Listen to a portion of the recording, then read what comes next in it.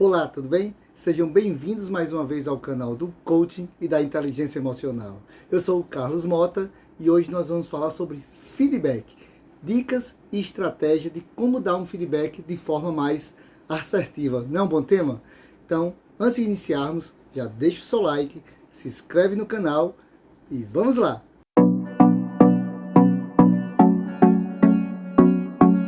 Você é um daqueles líderes que na hora de dar um feedback não sabe por onde começar, fica nervoso, ansioso e principalmente se for para dar um feedback negativo? Quando o assunto é dar feedback, muitas pessoas ficam na defensiva, achando que não é capaz de desenvolver e porque não é capaz de desenvolvê-la da forma adequada. Mas não se preocupe, hoje você vai aprender a dar um feedback assertivo, seja em qualquer situação. Segundo Bill Gates, todos nós precisamos de pessoas que nos deem feedback. É assim que melhoramos. Não é uma boa dica? A origem da palavra feedback vem da língua inglesa, ou seja, alimentar de volta, ou retroalimentação. É a reação a um estímulo, um efeito retroativo. É a informação que o emissor obtém da reação do receptor à sua mensagem e que serve para avaliar os resultados da transmissão. Nas organizações, é a ferramenta de comunicação e estratégia poderosa na gestão de pessoas. A definição de feedback é a comunicação feita entre duas ou mais pessoas, na qual uma delas é avaliada pelos demais com relação às suas ações, comportamentos, tarefas, performance, entre outros. Mas quem acha que esse termo é moda, está muito enganado. O termo feedback já era utilizado lá na Revolução Industrial, em meados do século XVIII, para falar sobre os resultados das máquinas dos equipamentos. Em 1950, ou seja, meados da década de 50, já começou a ser utilizada na área administrativa para gestão de pessoas. E ainda foi utilizada na Segunda Guerra Mundial para validar estratégias da guerra. Existem dados muito importantes de pesquisas que falam sobre a falta de um bom feedback. SurveyMonkey fala que 9 em cada 10 brasileiros estão infelizes no seu ambiente de trabalho. A FIA Employer Experience revelou que de cada 5 colaboradores não recebem feedback em seu trabalho. E a Project Management Institute afirma que 76% das empresas dizem que o principal motivo pela falta de sucesso em projetos é por problemas na comunicação. Esses dados afirmam que a falta da cultura do feedback pode ser o ponto mais crítico na liderança de pessoas. Por natureza, não temos o hábito de dar retorno, principalmente sobre um ponto negativo. Até porque é mais fácil de receber um elogio do que discutir sobre questões que precisam ser melhoradas. Mas, Carlos, para quem deve ser dado feedback? O feedback não é apenas dado para pessoas, ela pode ser dado para clientes, fornecedores e as próprias organizações. Então, o feedback ele é muito mais abrangente do que falar simplesmente sobre um colaborador. Eu posso falar de pessoas, sobre os meus clientes, os meus fornecedores e a minha própria organização. O feedback ainda pode ser dado tanto da forma individual como em equipes. Qual é a importância de se dar feedback? São muitos, eu vou enumerar alguns aqui e espero que vocês tomem nota. Uma delas é alinhar estratégias do seu setor. Melhoria contínua, cada vez melhorar o desempenho. Também é utilizado para desenvolver e treinar pessoas. Também é importante para engajar equipes. É utilizada para avaliação de desempenho, para motivar, para estimular equipes, estimular pessoas. O feedback é de extrema importância para reter talentos dentro da organização. É uma forma de manter a saúde e o bem-estar de uma equipe e de um bom ambiente de trabalho. Melhora a pesquisa de clima organizacional. Ela é importante para melhorar o engajamento, a interação da equipe, resolver conflitos, resolver problemas, dentre outros fatores. Um bom feedback faz com que as pessoas estejam mais motivadas, entendendo o que tem que se fazer, entendendo se o seu trabalho está sendo bem feito ou não, se ele está indo no caminho certo ou não. Aí a importância de se dar um bom retorno de uma informação. Saber se a comunicação está sendo de forma efetivada ou tem algum ruído na comunicação. Existem vários tipos de feedback. Eu vou citar aqui os mais utilizados, que é o feedback positivo, o feedback negativo e o feedback construtivo. O feedback positivo é quando você quer elogiar uma pessoa por um trabalho que foi bem desenvolvido e que ele serve como padrão e ele serve como exemplo. E ele precisa ser continuado. Por exemplo, um colaborador fez uma atividade bem feita e que serve de exemplo para as outras pessoas, é importante que se dê esse feedback. E aí o colaborador vai se motivar, vai ficar mais feliz, vai ficar mais estimulado para prosseguir ou continuar fazendo da mesma forma. Um feedback negativo é quando algo falhou ou quando algo deu errado. Por exemplo, não foi atingido uma meta, não foi atingido um prazo. É importante que esse feedback negativo seja elaborado de uma forma coerente para que o colaborador entenda qual foi a falha, por que ele errou e qual foi a importância desse erro dentro da sua organização. Diferente do feedback negativo, o feedback construtivo ele é realizado para, como o próprio nome fala, para construir, para melhorar tanto o desempenho, quanto uma atividade, quanto uma reflexão do que foi executado no dia a dia. Então o feedback construtivo é para informar que algo deu errado e o que precisa ser feito para ser melhorado. Sair com um plano de ação bem definido para melhorar aquilo que não deu certo. Por exemplo, não foi atingida uma meta. É importante entender por que aquela meta não foi atingida e o que é que precisa ser feito para chegar lá. Não existe feedback melhor ou pior. É necessário observar o mais adequado para cada situação. Então, Carlos, como criar uma boa cultura de feedback? Então, eu vou deixar aqui 3 passos de como criarmos uma boa cultura de feedback. Tome nota.